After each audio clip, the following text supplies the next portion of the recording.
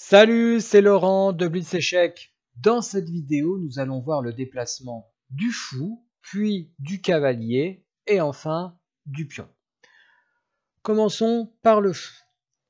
Nous allons suivre le camp blanc. Vous voyez que le camp blanc a encore ses deux fous. Nous allons voir qu'il y a un fou de case blanche et un fou de case noire. En effet, le fou sur la case E4 est sur une case blanche et le fou en F2 est sur une case noire. Comment se déplace le fou? Le fou se déplace en diagonale d'autant de cases qu'il le veut.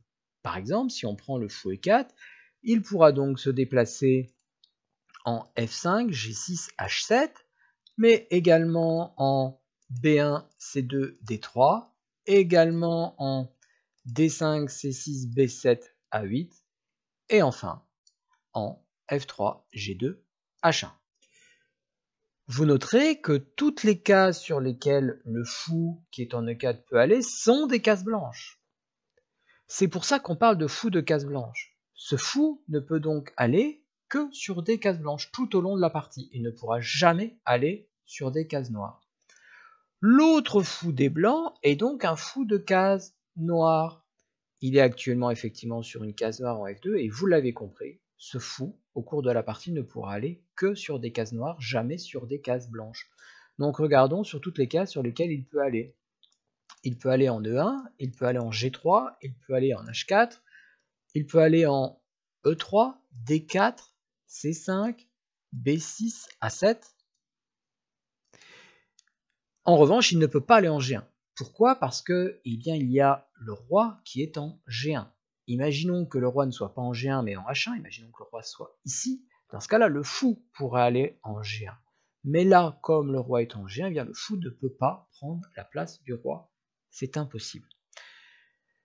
Voyons maintenant, sur un autre exemple, le déplacement du fou. Voyons par exemple le fou F3. Où peut aller le fou F3? Eh bien, on l'a vu dans l'exemple d'avant, il ne pourra pas aller là où il y a ses propres pions ou pièces. Donc le fou F3 ne peut pas aller en G4 puisqu'il y a un pion de son propre camp, ni aller en E2 puisque là encore il y a un pion de son propre camp. En revanche, il peut aller en G2, il peut aller en H1, il peut aller en E4 et il peut aller en D5 et ce faisant, il prendra le cavalier adverse. En revanche, il ne peut pas passer au-dessus du cavalier pour aller en C6, B7 ou A8. C'est impossible. Le meilleur coup ici serait de prendre le cavalier adverse, donc de faire fou F3 qui prend le cavalier en D5. Passons maintenant au cavalier. Le cavalier a une démarche plus complexe que les pièces que l'on a pu voir précédemment. En effet, le cavalier va se déplacer tout d'abord d'une case en ligne droite, puis une case en diagonale.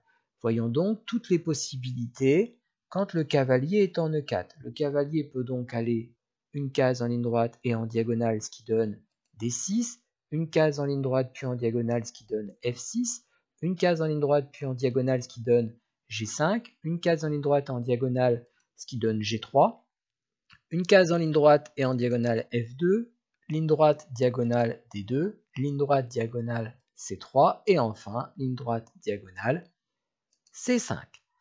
Voyez donc que ce cavalier a la possibilité d'aller sur 8 cases différentes. Voyons sur un autre exemple une subtilité dont je ne vous ai pas encore parlé pour le cavalier. Le cavalier, on dit souvent qu'il fait un bond. Pourquoi? Car il va pouvoir passer au-dessus de pions ou de pièces qui sont soit de son propre camp, soit du camp adverse. Regardons ça de plus près. Regardez le cavalier situé en D4. Nous allons étudier le cavalier blanc. Le cavalier blanc, si on continue à prendre la même démarche que tout à l'heure, c'est-à-dire une case en ligne droite et en diagonale, qu'est-ce que cela donne? Eh bien, par exemple, une case en ligne droite et en diagonale, ça veut dire qu'il arriverait sur la case du fou. Est-ce que cela est légal? En sachant qu'en allant sur une case en ligne droite, il y a déjà un pion adverse. Eh bien oui, c'est tout à fait possible. Donc le cavalier va pouvoir aller prendre le fou noir. même si pour cela il doit passer au milieu de son déplacement par un pion adverse, ce n'est pas un problème. On considère qu'il fait un bond et qu'il arrive sur la case C6. Il en est de même pour la case E6. En effet, le cavalier pour aller en E6, une case en ligne droite, puis une case en diagonale. Même s'il y a le pion ici, ce n'est pas un problème. Il saute au-dessus. Peut-il aller en B5? Eh bien oui, une case en ligne droite, une case en diagonale, rien ne le gêne. Pareil pour la case B3, une case en ligne droite, une case en diagonale. Peut-il aller en C2? Eh bien la réponse est non. Malgré que le cavalier va faire une case en ligne droite et une case en diagonale, ça n'est pas possible pour lui parce qu'il se retrouverait sur sa case finale sur un pion de son propre camp. C'est donc un coup illégal. De même, il ne peut pas aller en E2. Malgré que c'est une case en ligne droite, une case en diagonale, il ne peut pas finir son déplacement sur une case dans laquelle il y aurait une pièce ou un pion de son propre camp. De même, il ne pourra pas aller en F5 car il se retrouverait sur une case où il y a un de ses propres pions. En revanche, rien ne l'empêche de pouvoir aller en F3. En effet, une case en ligne droite, une case en diagonale.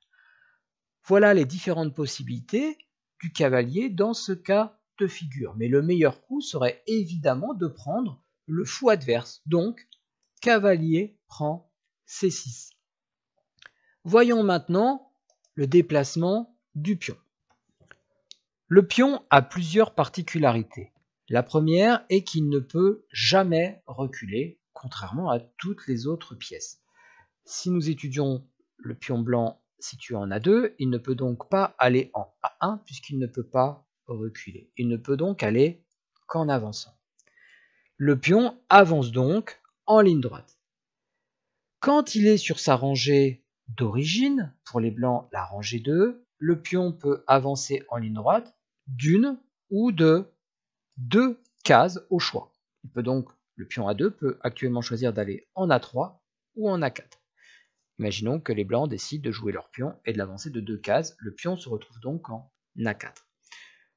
Pour les noirs, il en est de même. Imaginons que les noirs décident de jouer leur pion. Le pion ne peut pas reculer.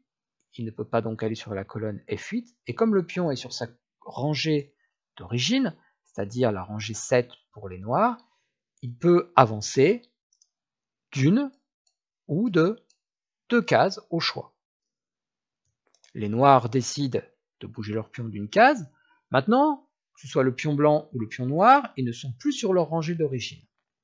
Maintenant, s'ils veulent avancer leur pion, ils ne pourront avancer leur pion que d'une seule case, toujours en ligne droite, mais ils n'auront plus le droit de le faire de 2 cases. Donc, si les blancs décident de jouer leur pion, le seul coup possible est A5. Si les noirs maintenant décident de bouger leur pion, le seul coup possible est F5. De nouveau, si les blancs décident de jouer maintenant leur pion, le seul coup possible est A6. Je continue pour que vous compreniez bien. Maintenant, si les noirs décident de bouger leur pion, le seul coup possible est F4. Et de nouveau, si les blancs décident de pousser leur pion, le seul coup possible est A7. Et enfin, pour finir, le seul coup possible si les noirs décident de bouger leur pion est F3. Voyons sur un autre exemple comment le pion va prendre. En effet, c'est la deuxième particularité du pion. Il ne se déplace pas comme il va prendre un pion ou une pièce adverse.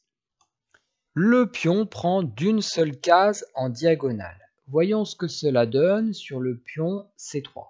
Le pion C3 peut prendre le pion noir D4. En effet, le pion blanc prend d'une seule case en diagonale le pion noir. Le pion peut-il avancer en C4? La réponse est non, puisque certes nous avons vu qu'un pion avance quand il n'est plus sur sa rangée d'origine que d'une seule case, mais là le problème c'est qu'il y a un cavalier adverse. Donc le pion sera bloqué par le cavalier et il ne peut pas avancer et prendre le cavalier car un pion ne prend pas une pièce adverse en ligne droite mais en diagonale. Donc là ce coup sera impossible. Donc si les blancs veulent jouer leur pion C3, ils ne peuvent pas le mettre en C4, ils ne peuvent pas non plus le mettre en B4 car il n'y a aucun pion ni pièce adverse, ils ne pourraient donc rien prendre. Le seul coup serait donc de faire le pion C3 qui prend le pion D4. Imaginons que finalement les blancs décident de jouer leur pion B2. Eh bien, les seuls coups possibles seront B3, le pion avance donc d'une case, mais également B4. Pourquoi? Parce que le pion est toujours sur sa rangée d'origine, et donc le pion, on l'a vu, hein, dans ce cas-là, peut avancer d'une ou deux cases.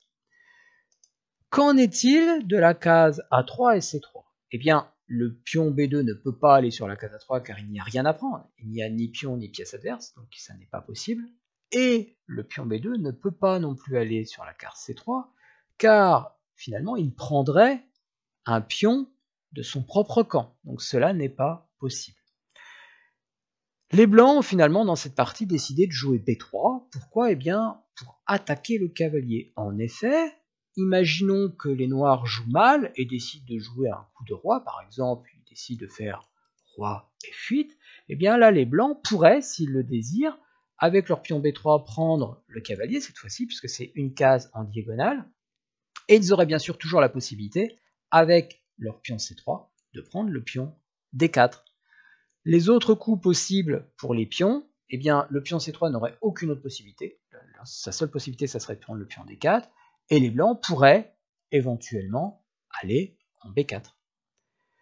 Évidemment, le meilleur coup, dans ce cas-là, on répète, hein, si les noirs jouaient roi F8, le meilleur coup serait probablement de prendre le cavalier. Mais les noirs décident de ne pas perdre leur cavalier et jouent cavalier D2. Donc dans ce cas-là, si les blancs veulent de nouveau bouger leur pion, quels sont les coups possibles? Eh bien, le pion B3 ne peut aller qu'en B4, c'est le seul coup possible. Le pion C3 lui a deux possibilités, ou il peut aller en C4 ou prendre le pion adverse. Et donc là, les blancs ont décidé de prendre le pion adverse. Nous n'avons pas encore vu toutes les subtilités du pion. En effet, nous étudierons dans la prochaine vidéo la prise en passant. Nous verrons également aussi la promotion. Merci de suivre Blitz Échec et à bientôt.